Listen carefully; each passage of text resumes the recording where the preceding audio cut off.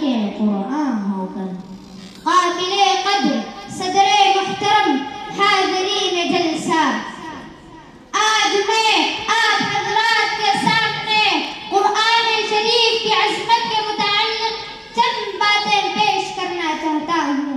بزرگوں اور دوستوں، اللہ تعالیٰ نے اپنے بندوں کو دنیا میں پیدا فرما کر آزاد نہیں چھوڑا کہ جیسے چاہے زندگی گزارے، بلکہ قیامت تک آنے والے انسانوں کو زندگی گزارنے کا طریقہ بتایا اور قدم قدم پر رہبری کرنے کے لیے ہمارے اور آپ کے آقا محسن اعظم امام الانبیاء محبوب کبریا تاجدار حرم سرکار مدینہ احمد مجتبی محمد مصطفیٰ مدنی آقا جناب محمد عربی صلی اللہ علیہ وسلم کو بھیجا اور آپ پر قیمتی آسمانی کتاب قرآن مجید اتارا۔ اللہ تعالیٰ خود فرماتے ہیں کہ اس کتاب میں ذرہ برابر بھی شک و شبہ نہیں ہے، یہ کتاب انسانوں کی ہدایت کے لیے اتاری گئی ہے۔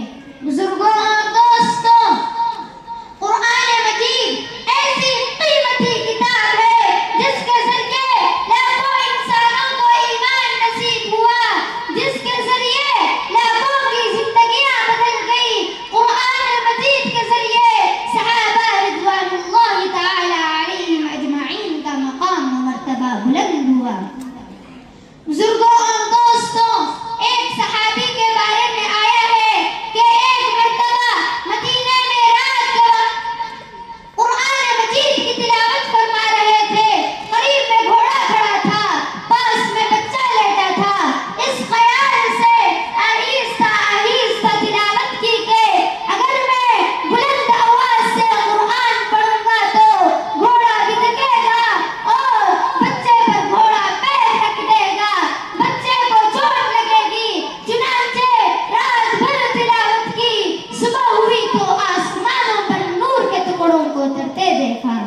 سیدھے آپ صلی اللہ علیہ وسلم کی خدمت میں آ کر کارگزاری سنائی تو آپ صلی اللہ علیہ وسلم نے فرمایا، میرے بھائی، وہ نور کے ٹکڑے حقیقت میں آسمان کے فرشتے تھے جو تمہاری قرآن کی تلاوت سننے کے لیے آئے تھے۔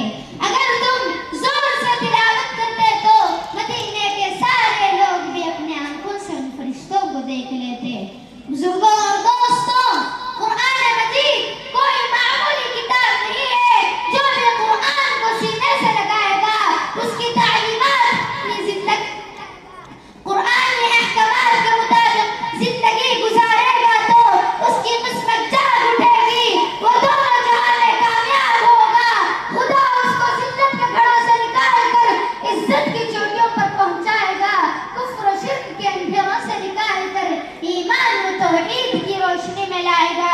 اسی لیے قرآن کو پڑھنے والا بھی خوش نصیب، قرآن کو پڑھانے والا بھی خوش نصیب، قرآن کو سننے والا بھی خوش نصیب، قرآن پر عمل کرنے والا بھی خوش نصیب، قرآن کی دعوت دینے والا بھی خوش نصیب۔ بس اللہ تعالیٰ سے دعا کریں کہ اللہ تعالیٰ ہم تمام کو قرآن مجید پڑھنے، پڑھانے اور اس پر عمل کرتے ہوئے سارے عالم کو اس کی دعوت دینے کی توفیق عطا فرمائے۔